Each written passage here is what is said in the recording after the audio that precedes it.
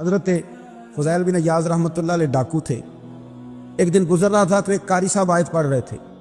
آپ فرماتے ہیں میرے دل میں بات اثر کر گئی. فرماتے ہیں میں فوراً وہ آیت سنی تو میں رویا اور میں وہ حافظ صاحب کے پاس چلا گیا, ان سے اجازت لی, ان کے کمرے میں داخل ہوا. میں نے کہا آپ نے ابھی آیت پڑھی ہے کہ اللہ سارے گناہ معاف کر دے گا, تو جس بندے نے کئی سال ڈاکے ڈالے ہوں اگر وہ بندہ بھی سچے دل سے توبہ کرے تو اللہ معاف کر دیتا ہے. تو حافظ جی کہنے لگے میں کون ہوتا ہوں تمہیں کوئی تفسیر بتانے والا, میں نے تو قرآن کی آیت پڑھی ہے. میرا رب کہتا ہے لا تقنطوا من رحمت اللہ, تم نے مایوس نہیں ہونا, تم آ جانا, معافی مانگ لینا, اللہ سارے ہی گناہ معاف فرما دے گا. فضیل بن عیاض کہتے ہیں میں نے کہا ختم ہو گئی بات, توبہ بھائی. واپس آیا تو وہ میرے ساتھ جو تھے نا ان سے میں نے کہا سردار نیا تلاش کر لو بھائی, توبہ کرنی اب تم کوئی اور سردار تلاش کر لو. اور اوپر اوپر سے نہیں کہا, توبہ کی تقریریں نہیں کی اور لیکچر نہیں جھاڑے, رو کے کہا, درد سے کہا, دل سے کہا. تو وہ جو باقی کے تھے نا ان پر سردار کی بات کا اثر ہوا. کہنے لگے سردار ہم نے سردار نیا نہیں ڈھونڈنا, اگر چوریاں مل کے کی ہیں تو اب تو اس طرح تو نہ کر, توبہ بھی مل کے ہی کریں گے. فضیل بن عیاض کہتے ہیں ظاہر ہے مال لوٹا کرتے تھے. میں نے مسئلہ پوچھا علماء سے تو انہوں نے بتایا کہ یہ تو حقوق العباد کا مسئلہ ہے, جو لوٹا ہے وہ تو واپس کرنا ہی پڑے گا. اب میں نے وہ پیسے جمع کیے, اب سارے تو میرے پاس تھے نہیں, جتنے میں دے سکتا تھا دیے, جو کھا چکا تھا وہ رہ گئے. ایک یہودی کے پیسے رہ گئے, اس کے گھر چلا گیا. میں نے جا کے اسے کہا میاں میں نے کر لیا توبہ, اور میں وہ فضیل بن عیاض ڈاکو ہوں جس نے تیرے گھر سے اتنا مال لوٹا تھا, میرے پاس پیسے کوئی نہیں, اب تو اس طرح کر مجھے معاف کر دے. فضیل بن عیاض سے کہنے لگا میں تو پیسے لوں گا, ایسے تو نہیں معاف کرتا. فرمانے لگے پیسے تو کوئی نہیں. وہ کہنے لگا پھر اس طرح کرو میری اونٹوں کو چارہ ڈالو, پیسے پورے ہوئے تو چلے گا نا. کل ڈاکو تھے ابھی وہ, لیکن توبہ سچی کی ہے نا, یہ سچی توبہ والے لوگوں کا طریقہ ہے. اس سے کہہ سکتے تھے کہ جا آج تھلب دینی لے لے, تجھے کہا معاف کر دے, تو تیار ہی نہیں ماننے کو. حضرت فضیل بن عیاض کہنے لگے اگر اونٹوں کو چارہ ڈالنے سے تم معافی دیتا ہے نا تو میں تیرے اونٹوں کو چارہ ڈالنے کو بھی تیار. کیونکہ راضی اللہ کو کرنا ہے, اپنے ضمیر سے بوجھ اتارنا ہے, بندوں کے سامنے سرخرو نہیں ہونا, اللہ کے حضور ہونا ہے. 2-4 دن چارہ ڈالا تو وہ یہودی ایک دن کہنے لگا کہ یہ نا ٹھیکریوں سے بڑی ہوئی تھیلی ہے, یہ تو ذرا اٹھا کے لا. حضرت فضیل بن عیاض نے اٹھا کے اسے دی, جب اس نے کھولی تو اشرفیوں کی بھری ہوئی تھی. آپ فرمانے لگے تو کرتا ٹھیکریاں اٹھا کے لا. کہنے لگا میں تورات بڑی پڑھتا ہوں, عالم ہوں, میں نے تورات میں پڑھا تھا کہ مسلمان جب سچی توبہ کر لیں گے نا تو رب ٹھیکریوں کو بھی سونا بنا دیا کریں گے, پھر یہ مٹی کے ڈھیلے اشرفیاں بنا کریں گے. تو میں نا تیری توبہ چیک کر رہا تھا, یہ اس میں نے روڑے بڑے ہوئے تھے, لیکن تو اٹھا کے لایا تو تیری توبہ بھی سچی ہے اور تمہارا دین بھی سچا ہے. اب اس طرح کر, معافی شرط پہ دوں گا کہ مجھے کلمہ پڑھا تاکہ میں بھی مسلمان ہوں. کچھ باتیں ایسی ہیں جن کو بیان کرتے ہوئے نا گہرائیاں ساری ختم ہو جاتی ہیں کہ اس سے زیادہ گہری بات کیا ہو سکتی. رانائیاں اور رنگ سارے مان پڑ جاتے ہیں کہ اب اس میں جلوے اور کتنے بھرے جا سکتے تھے.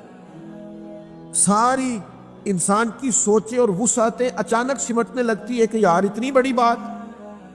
یہ ذرا انداز دیکھیے حضور کا بیان کرنے کا. نبی پاک علیہ السلام فرماتے ہیں جب قیامت والے دن اللہ ان لوگوں کو اجر عطا کرے گا نا جن پر دنیا میں مشکلات آتی رہی,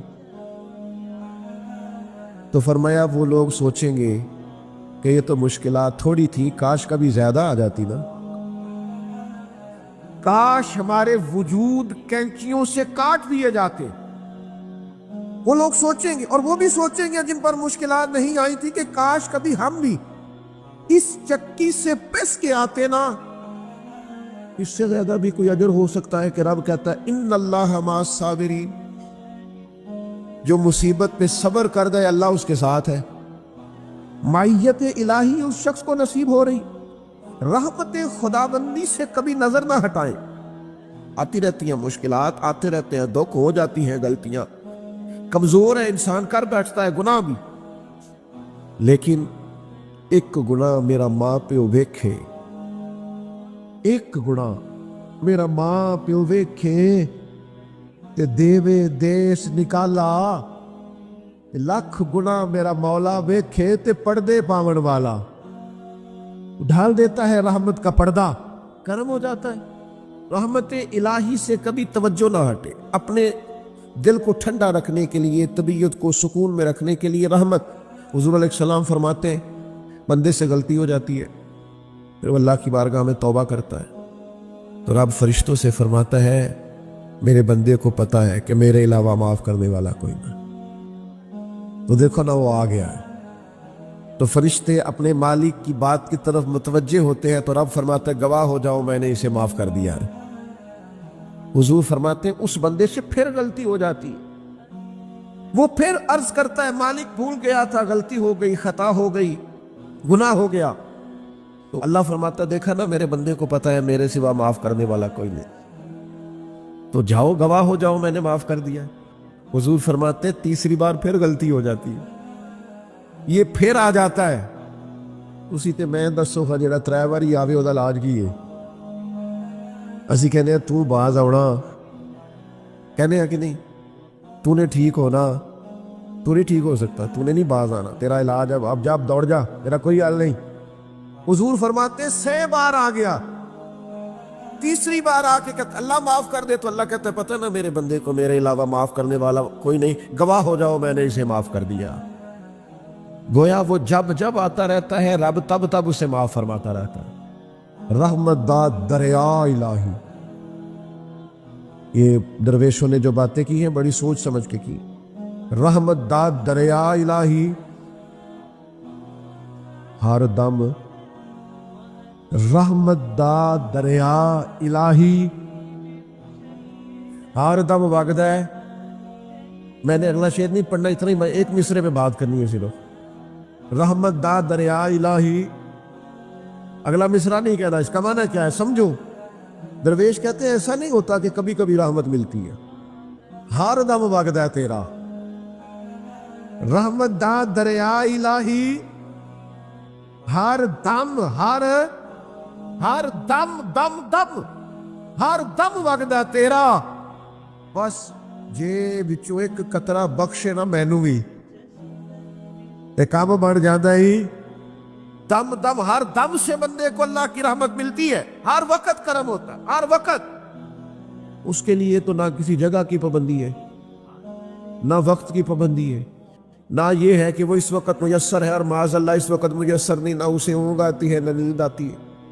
صبح بھی کرم شام بھی کرم، وہ ہر وقت رحم ہی رحم فرماتا ہے۔ اور حضور فرماتے ہیں جب اس نے مخلوق بنائی تھی نا اسی وقت اس نے اپنے عرش پہ لکھ دیا تھا لوگوں میرا غضب زیادہ نہیں میری رحمت ہی زیادہ ہے۔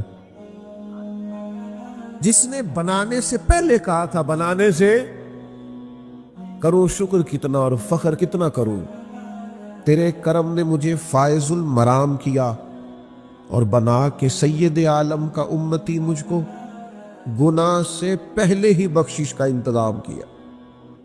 جب حضور کا امتی بنایا تھا نا تو گناہ تو بعد میں کرنے تھے نا، امتی بنا کے بخشش کا بندوبست پہلے کر دیا ہے۔ بخشش کا بندوبست میں زیادہ نہیں کھول سکتا اس بات کو، غلطی بعد میں ہونی ہے، بخشش کا بندوبست پہلے۔ اور حضور فرماتے ہیں رب نے مخلوق بنائی تو یہ لکھ دیا کہ لوگوں یاد رکھنا غضب زیادہ نہیں ہے، رحمت ہی تمہیں کرم ہی زیادہ ملے گا۔ اچھا حضور نا کئی طریقوں سے اس رحمت کو بیان کرتے، کئی زاویوں سے، کئی مختلف انداز سے اللہ کے کرم کو لوگوں کے سامنے اجاگر کرتے۔ حضور علیہ السلام کے سامنے نا ایک جنگ کا موقع تھا تو ایک عورت کا بچہ گم ہو گیا۔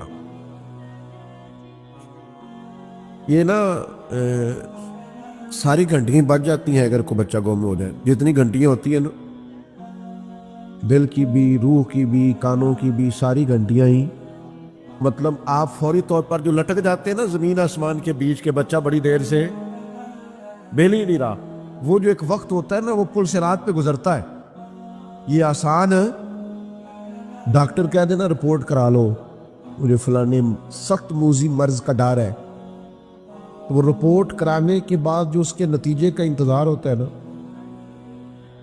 وہ جو کرب ہوتا ہے وہ خطرناک ہوتا ہے۔ اب بات کو سمجھیں، انسان کو محسوس ہو کہ میرے جگر کا پارا میرا ٹکڑا میرا بیٹا مل نہیں رہا تو کیفیات کا رنگ اور ہو جاتا ہے۔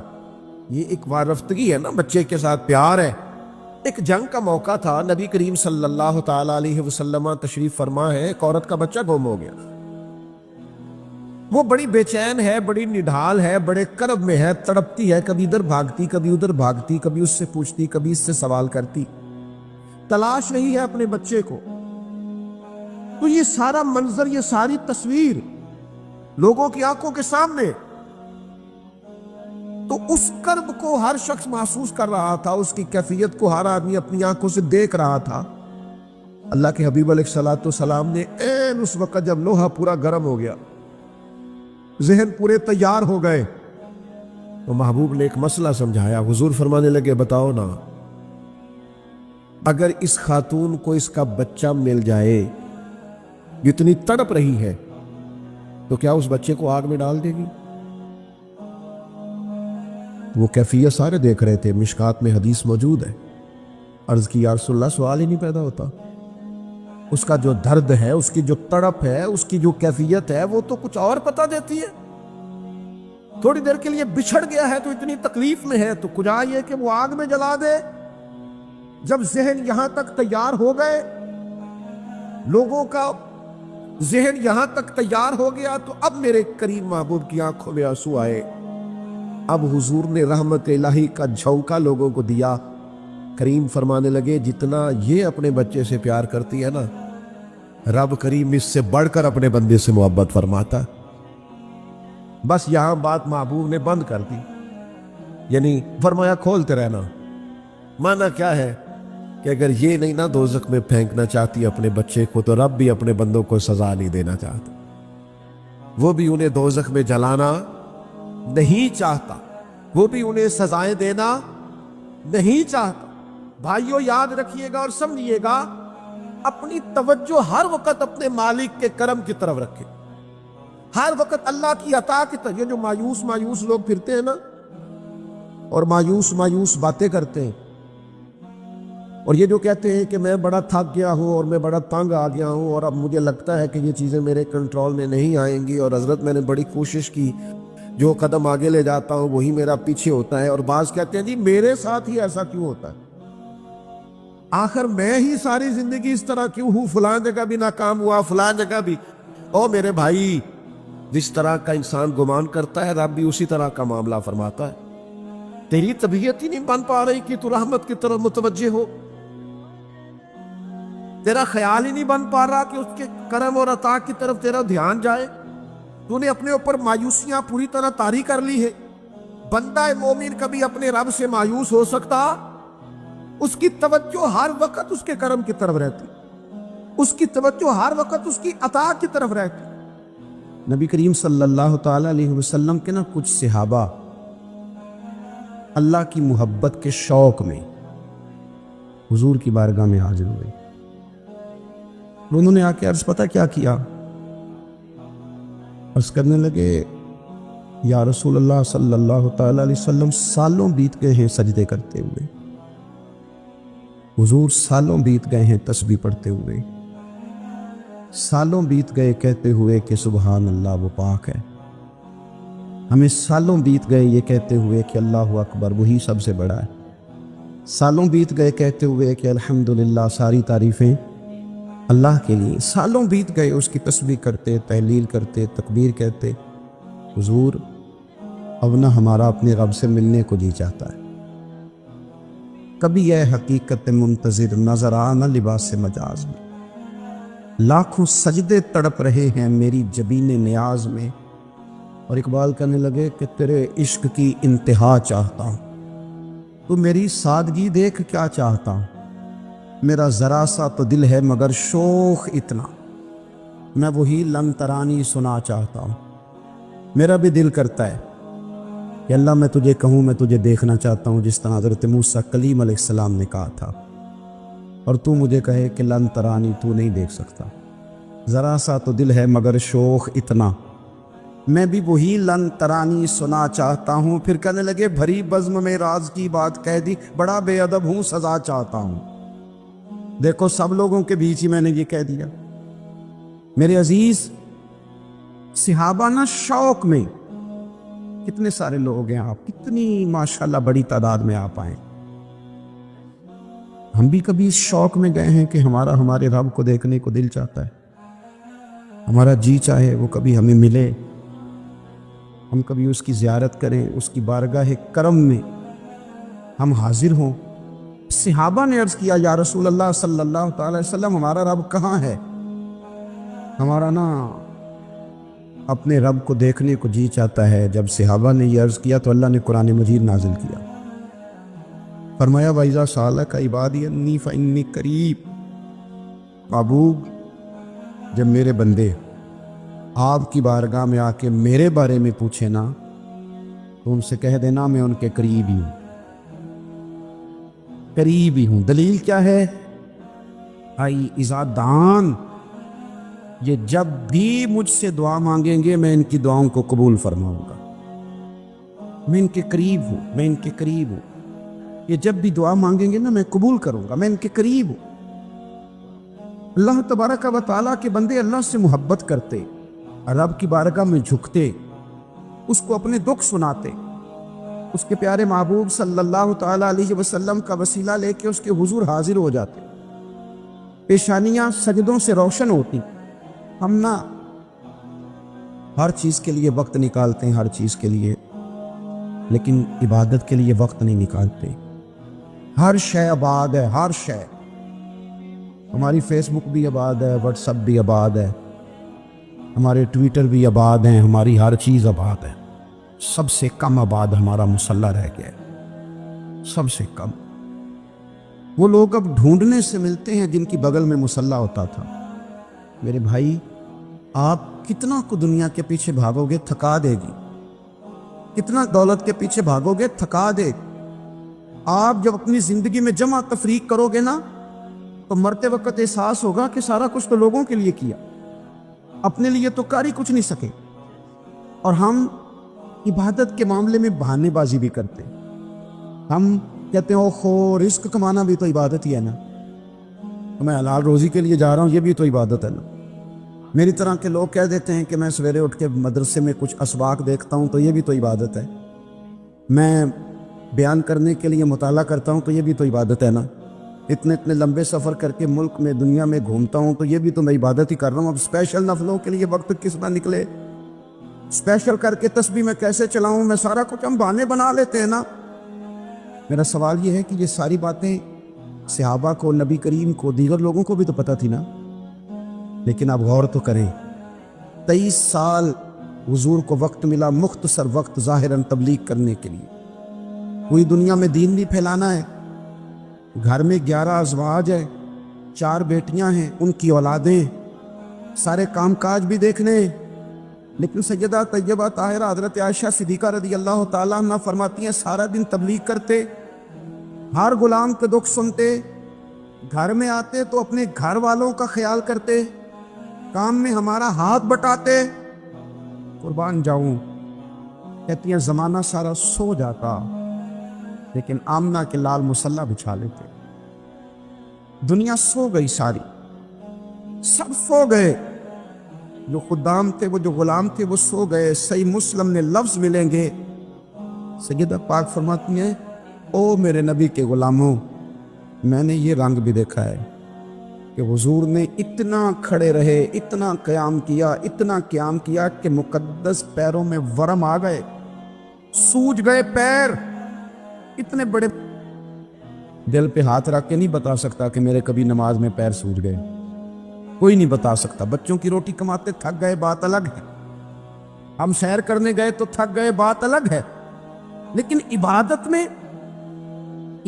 میں یہ بھی تو مسلم شریف ہے نا، یہ بھی تو دین ہے نا، یہ بھی تو حضور کی سنت ہے، یہ بھی تو وہ چیز ہے جو کریم کی آنکھوں کی ٹھنڈک ہے۔ سیدہ فرماتی ہیں پیروں میں ورم آ گئے، ساری رات ہی حضور نے نماز پڑھی اور ایک ہی آیت بار بار دہرائی۔ مسجد نبوی میں بلال حبشی نے فجر کی اذان دے دی اور حضور ابھی مصلی پہ تھے، کریم فارغ ہوئے۔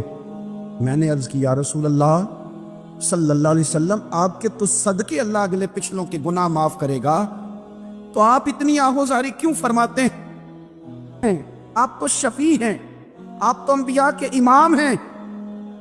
تو حضور نے فرمایا عائشہ تم نے گنوایا ہے نا میرے اللہ کی مجھ پر کتنی رحمت ہے، अफला अकूना अब्दन शुकूरा, फरमाया अगर उसने इतनी नेमतें दी हैं तो क्या मैं उसका शुक्रगुजार बंदा ना बनूं? मैं शुक्रगुजार बंदा ना बनूं उसका? फिर अगर इतनी नेमतें उसने दी हैं, मुझे इतना नवाजा है, तो फिर मैं उसके सामने सजदे ना करूं? ओ मेरे भाई, बड़े काबिल फ़ख्र लोग हैं हम कि हम नबी पाक के ग़ुलाम हैं। हम काबिल फ़ख्र हैं कि नबी करीम के ग़ुलाम हैं। क्या कभी इस ग़ुलामी के शुक्राने में भी दो नफल पढ़े? या अल्लाह तेरा शुक्र है तूने हमें हुजूर का ग़ुलाम बनाया। याद रखें कि अपनी रूहानी ज़िंदगी को आबाद करें, इस्तिग़फ़ार पढ़ें, तस्बीहात करें। हज़रत अब्दुल्ला इब्न उमर रज़ी अल्लाह ताला अन्हु, हज़रत उमर के साहिबजादे, मक्का मुकरमा में उनकी खबर है। मैंने जब उन्हें पढ़ा तो मुझे उनसे बड़ा प्यार हो गया। लेकिन आपको पता है वहाँ जाके किसी शख्स का मज़ार तलाश करना या पूछना एक मुश्किल काम होता है। एक दफ़ा मैं मक्का शरीफ में हाजिर था, एक गाड़ी वाला ड्राइवर मुझे कहने लगा कि मौलाना मैं आपको जानता हूँ, मुझे आपसे मोहब्बत है, एक बात बताऊँ आपको। मैंने कहा बताओ। कहने लगे हज़रत अब्दुल्ला इब्न उमर की कब्र देखनी है। मैंने कहा ये तू नहीं कह रहा, ये किसी ने बंदोबस्त कराया है, ये अल्लाह ने तेरे दिल में बात डाली है, ये हो गया तो ले चल मुझे। हज़रत अब्दुल्ला इब्न उमर को नबी पाक ने फरमाया था राजुल सालिह, ये नेक बंदा है, ये मुत्तकी आदमी। हज़रत अब्दुल्ला इब्न उमर रज़ी अल्लाह ताला अन्हु सैयदना फारूक आज़म रज़ी अल्लाह ताला अन्हु के साहिबजादे हैं और इनकी हमशीरा सैयदा हफ्सा रज़ी अल्लाह ताला अन्हा हुज़ूर की ज़ौजा मोहतरमा। एक दिन अपनी हमशीरा से कहने लगे कि नबी करीम सल्लल्लाहु ताला अलैहि वसल्लम घर में आए ना, और अगर हुजूर गम उम्मत में परेशान ना हो, तबीयत को हशाश बशाश देखो, तो ज़रा पूछना तो सही हुजूर का मेरे बारे में क्या ख्याल है। पूछना तो सही कि करीम की बारगाह में मेरा क्या मकाम है, मेरे बारे में हुजूर क्या फरमाते हैं। अब बहन को काम बताए और बताए भी भाई, और फिर बहन वो काम ना करे, ये तारीख में होता नहीं। हज़रत उमर फ़ारूक रज़ी अल्लाह ताला अन्हु की साहिबजादी उम्मुल मोमिनीन रज़ी अल्लाह ताला अन्हा फरमाती हैं कि मैं तो बस मुंतज़िर थी। उन्होंने तो कहा था ना कि अगर तुम हशाश बशाश देखो तो बात करना, लेकिन हुजूर तशरीफ़ लाए, मेरी बारी थी, मेरे घर तशरीफ़ लाए, खाना पेश किया तो फ़ौरन मैंने अर्ज़ की हुजूर एक बात पूछनी थी। हुजूर ने फरमाया पूछिए। मैंने अर्ज़ की हुजूर मेरे भाई अब्दुल्ला इब्न उमर के बारे में आपका क्या ख्याल है। नौजवानों मेरी बात पे गौर करना, मेरे भाई के बारे में आपका क्या ख्याल है। तो नबी करीम सल्लल्लाहु ताला अलैहि वसल्लम ने मेरी तरफ देखा और फिर हुजूर ज़ेरे लब थोड़ा मुस्कुराए। और बरेली के इमाम कहते हैं कि हुजूर मुस्कुरा देते थे ना तो जो बड़ा दुखी होता था वो भी हंस पड़ता था। अब सवाल पैदा होता था कि फिर तो उस मुस्कुराहट के लिए इंतज़ार करना पड़ता होगा कई कई महीने के हुजूर मुस्कुराएं तो रोने वाले हंसें। तो आला हज़रत फरमाते नहीं, इंतज़ार नहीं करना पड़ता, ये मुस्कुराते रहना तो हुजूर की आदत है। जिसकी तस्की से रोते हुए हंस पड़े, उस तबस्सुम की आदत पे लाखों सलाम। यानी ये तो आदत है हुजूर की मुस्कुराते रहना, इसके लिए इंतज़ार नहीं करना पड़ता। भाइयों आप ख्याल रखेंगे, गौर करेंगे। हज़रत अब्दुल्ला इब्न उमर रज़ी अल्लाह ताला अन्हु के बारे में पूछा तो सैयदा फरमाती हैं कि नबी करीम सल्लल्लाहु ताला अलैहि वसल्लम ना ज़ेरे लब मुस्कुराए और फरमाया हफ्सा तेरा भाई है तो अच्छा, लेकिन मैंने सुना है कि इशा की नमाज पढ़ता है तो फजर तक सोया ही रहता है। ओ नौजवानों, 10 बजे तक सोने की बात नहीं हुई, 9 बजे तक सोने की बात नहीं हुई, 11 बजे उठने की बात नहीं। हुजूर फरमाने लगे मैंने सुना है कि इशा की नमाज पढ़ के सो जाता है और फजर तक सोया ही रहता है। उसे चाहिए कि तहज्जुद के वक़्त उठा करे, अल्लाह की बारगाह में हाजिर हुआ करे, आहुजारी करे, सजदे करे, इबादत करे। उठता है और फजर में जाके उठता है। हज़रत जनाब हफ्सा रज़ी अल्लाह ताला अन्हा कहती है मैंने जनाब अब्दुल्ला इब्न उमर को पैगाम दिया और मैंने कहा मेरे जवान भाई सौन। नबी पाक ने फरमाया है तो अच्छा, पर तहज्जुद में नहीं उठता, नफल नहीं पढ़ता। ओ मेरी मिल्लत के जवानों, मज़ा नहीं आ जाता जब सारी दुनिया सोई हो, सारी दुनिया, और बिस्तर भी गर्म हो, اور نیند بھی پورا غلبہ کر رہی ہو اور اچانک گھنٹی بجے دماغ میں، آنکھ کھلے، گھڑی پہ نظر پڑے، 3:30 4 بجے کا پیغام گھڑی بتائے، اور کوئی چڑھتی جوانی والا اٹھ کے وضو کرے، اور جب وہ مصلی کھول کے بچھائے تو مدینے والے محبوب کہتے ہیں کہ ہر نماز پہ رب ثواب دیتا ہے، اور جو اٹھ کے تہجد کی نماز پڑھے اسے دیکھ کے تو رب مسکراتا ہے، جو اس کی شان کے لائق ہے، جو اس کی شان کے لائق، وہ مسکراتا ہے، خوش ہوتا ہے کہ میرا بندہ تہجد میں اٹھ گیا، وہ مسکراتا ہے۔ کاش ہماری صبح کبھی اپنے مالک کے نام ہو جائے، کاش کہ صبح حضرت ابو الحسن رحمۃ اللہ تعالیٰ علیہ حضرت معاذ ابن جبل رضی اللہ تعالیٰ عنہ کے پاس بیٹھا کرتے تھے، فرماتے ہیں ان سے جو پیار بڑھا تو پھر میرا مصلی سے بھی بڑھ گیا۔ تابعی ہیں، فرماتے ہیں صحابی رسول سے محبت ہوئی تو ذکر سے بھی ہو گئی، پھر درود شریف سے بھی ہو گئی، محبت ان سے بڑھی تو پھر اللہ نے مسجد کا پیار بھی بڑھا دیا۔ آپ فرماتے ہیں کہ میری ہر وقت طبیعت چاہتی تھی کہ بس اللہ اللہ کروں، بس اللہ اللہ کروں، بس نہ میں ذرا تھوڑی جان چھڑاؤں لوگوں سے، کوئی 10 منٹ ملے تو میں کچھ 4 نفل پڑھ لوں، میں تھوڑا سا نہ بچوں لوگوں سے، اور مجھے تسبیح ملے تو میں نہ کچھ 400-500 دفعہ استغفار پڑھوں، سبحان اللہ، الحمدللہ، اللہ اکبر، لا حول ولا قوت الا باللہ، میں نہ تسبیحات پڑھوں۔ فرماتے ہیں کہ بچے تھے گھر میں 6-7، غربت تھی، کام ملتا کوئی نہیں تھا، اور میں کام چور نہیں تھا، کام ڈھونڈتا تھا، پر اللہ کی قدرت کے کام نہیں ملتا تھا۔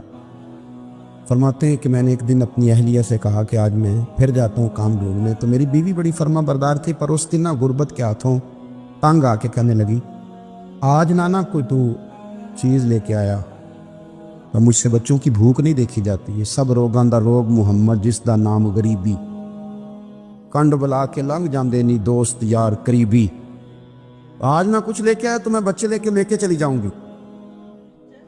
شیخ فرماتے ہیں کہ میں بڑا پریشان گھر سے نکلا، پر میں نے صبح سے لے کے زور تک کام ڈھونڈا، کام ملا کوئی نہیں، تو میرے دل میں خیال آیا چلو کام نہیں ملتا تو اللہ اللہ تو کرے نا، چلو بندوں کی مزدوری نہیں ملتی تو رب کریم کی عبادت ہی کرتے ہیں۔ فرماتے ہیں کہ میں نے نا فرات کے پانی سے وضو کیا، نہر کے، شدید دھوپ تھی، ساتھ ریت تھی اور ریت تپ رہی تھی، میں نے اپنا رومال وہیں مصلی کے طور پر بچھا لیا، اور فرماتے ہیں کہ زور سے لے کر عصر تک نماز پڑھی، دھوپ بھی پورے زور پہ، پر میرے سجدے کا ذوق بھی پورے زور پہ۔ فرماتے ہیں سورج بھی چمک رہا ہے اور رب کی عبادت کا ذوق بھی پورے زور پہ، میں سجدہ کروں تو پھر میرا اٹھانے کو جی نہ چاہے۔ میرے استاد لکھا کرتے تھے، یہ ان کا شعر ہے، وہ کہا کرتے تھے مجھے سوز دے، مجھے ساز دے، اور مجھے نیم شب کا نیاز دے، دم سجدہ خود کو میں توڑ دوں، مجھے ایسا ذوق نماز دے، اور میں تیری بہار کا پھول ہوں، میں کھلا بھی ہوں تو تیرے لیے، مجھے میری شاخ سے توڑ لے، مجھے اپنی زلف کا ناز دے۔ بھائی فرماتے ہیں کہ عصر تک میں نے نفل پڑھے، دل ڈھلنے لگا، عصر کی نماز پڑھی اور میں وہاں سے چلا۔ اب میں جب نکلنے لگا تو دل میں خیال آیا کہ چھوٹی چھوٹی دیواریں ہیں گھر کی، بغیر کچھ لیے جاؤں گا تو بیوی دور سے دیکھے گی تو شور کرے گی کہ پھر خالی ہاتھ آ گیا ہے۔ کہتے میں نے اپنے اسی رومال میں جس پہ میں نے نماز پڑھی تھی نا، رومال میں کیا عقیدے پنجابی جسافہ کہتے ہیں، اسی میں نا میں نے کچھ ریت بھر لی کہ وہ دور سے دیکھے گی تو سمجھے گی کچھ لے کے آیا ہے، چلو جا کے اسے بتا دوں گا کہ آج پھر مزدوری نہیں ملی۔ کہتے ہیں وہ ریت لے کر جب میں گھر میں گیا تو پہلے بیوی دروازے پہ کھڑی ہوتی تھی، پوچھتی تھی خالی ہاتھ آ گئے ہو؟ آج میں نے دیکھا تو ہے ہی کوئی نہیں۔ فرماتے میں اندر داخل ہوا، سلام لیے، کونے میں نے وہ رومال رکھ دیا اور میں نے آواز دی کہ بھلی مانس کہاں ہو؟ تو وہ کہنے لگی آپ منہ ہاتھ دھو لیں، میں روٹی لے کے آئی۔ میں نے کہا روٹی کہاں سے آ گئی؟ یہاں تو کئی دنوں کے فاقے، تو کئی دنوں کی غربت ہے، یہاں تو اس گھر میں تو فقیری ہے۔ فرماتے ہیں کہ وہ روٹی لے کے آئی اور اس وقت کی جو موجودہ نعمتیں تھیں، سمجھ لیں سلاد، اچار، ہر چیز ساتھ لائی۔ میں نے کہا کہ بچے کہاں گئے؟ کہنے لگی وہ کھانا کھا کے کھیلنے گئے، آپ کھانا کھا لیں آ جاتے، کھانا اس نے چن لیا۔ میں نے حیرت انگیز لہجے میں ساری نعمتیں اپنے دسترخوان پہ دیکھ کر کے بی بی سے پوچھا یہ کہاں سے آیا کھانا، بچوں کو تو نے کہاں سے کھانا کھلایا، یہ سارا کچھ کیسا ہے؟ کہنے لگی پتہ نہیں آج آپ کس کریم کی مزدوری کرنے چلے گئے تھے، پتہ نہیں کس کریم کی، میرے گھر میں تو اتنی نعمتیں آئی ہیں کہ مجھ سے سنبھالی نہیں جا رہی، اتنا اناج ہے، اتنا گندم ہے، کس کریم کے دروازے آج چلے گئے تھے؟ یہ کہتے کہتے وہ اٹھی اور اٹھ کر کے کہنے لگی پہلے بڑا کچھ آیا تھا، اب کیا لے آئے ہو؟ اور جا کر کے نا اس نے وہ ریت والا رومال کھولا، کہنے لگے میں تو لے کے آیا تھا ریت، تو میرے رب نے اسے بھی سونے اور ہیرے بنا دیا تھا۔ جب آپ کی توجہ اللہ کی جانب، میرے نبی پاک صلی اللہ تعالی علیہ وسلم نے فرمایا ہر چیز اپنے رب سے مانگ، ہر چیز مانگ، ہر چیز مانگ۔ یا رسول اللہ کیا کچھ؟ میرے محبوب نے فرمایا تیرے گھر میں نمک بھی ختم ہو جائے تو وہ بھی اپنے رب سے مانگا کر۔ لقد من اللہ علی المؤمنین اذ بعث فیہم رسولا، رب کہتا ہے میں نے تم پر احسان کیا ہے کہ میں نے تمہیں اپنا رسول عطا فرمایا۔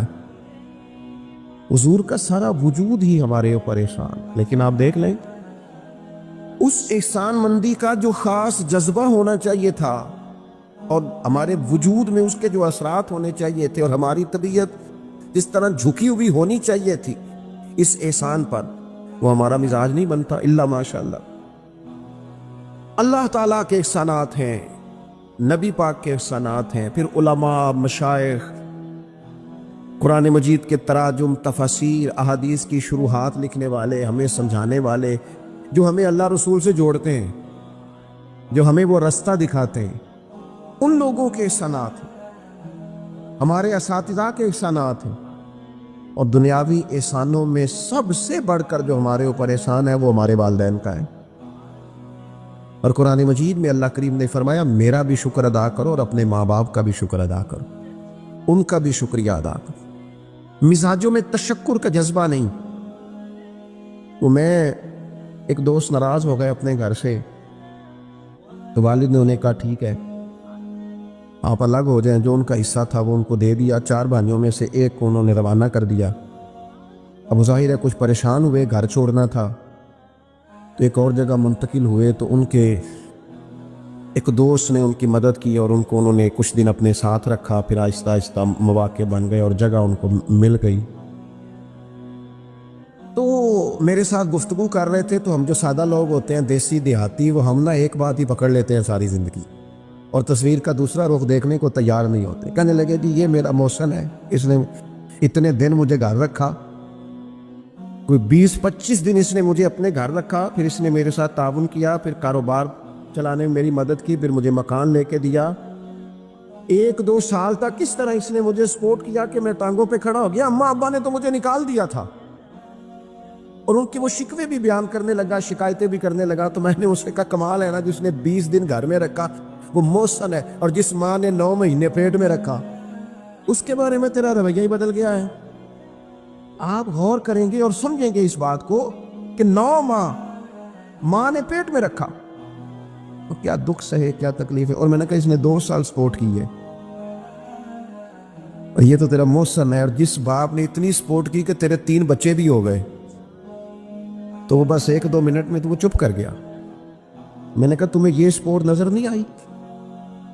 ہم جو پیر صاحب تک پہنچے، ہم جو استاد صاحب تک پہنچے، ہم جو دوستوں تک پہنچے، ہم جو رشتہ داروں تک پہنچے، ہم جو اولاد تک پہنچے، ہم جو سسرال تک پہنچے، ہم جہاں بھی پہنچے، اس پہنچنے میں پہلا کردار ہمارے ماں باپ کا ہے۔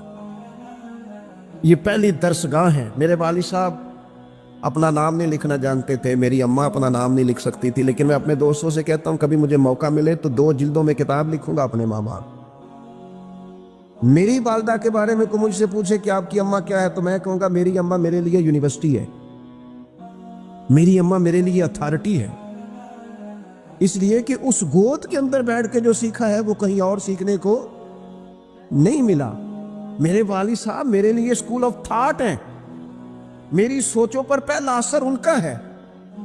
ہم نا مطلب وہ نئے نئے رنگ، نئے نئے انداز، نئی نئی چیزیں دیکھ کر پیچھے ہم ہر چیز بھولتے جاتے ہیں، اور نوے نوے نا یار بنائیے۔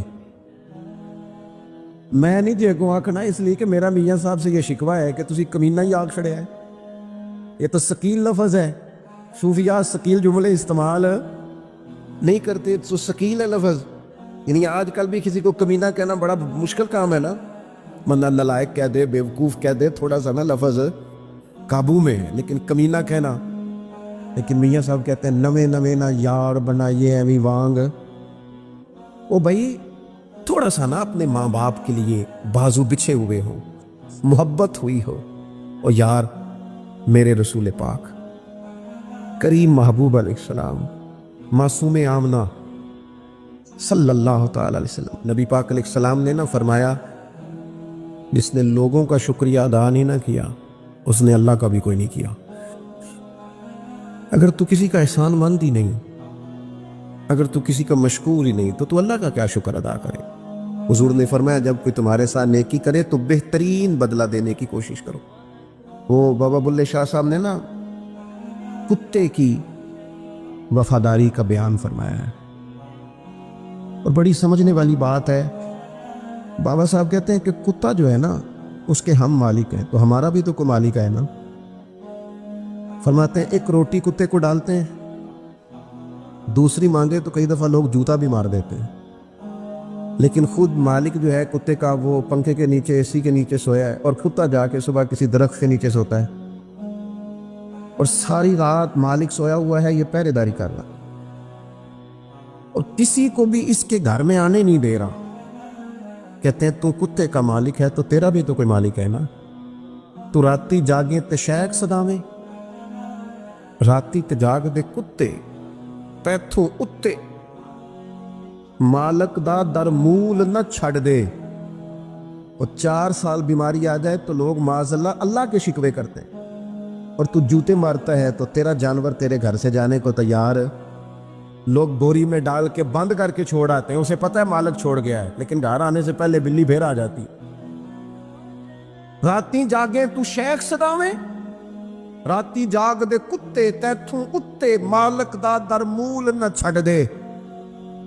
پاویں مارو 100 جتے, ایک برکی دا قدر پچھانن, پاویں مالک ہو من ستے.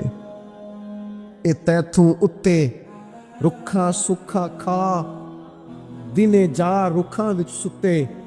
تیتھوں اتے اٹھ بلیا, چل یار منا لے, نہیں تے پھر بازی لے گئے نہیں کتے. اٹھ بلیا چل یار منا لے, نہیں تے بازی لے گئے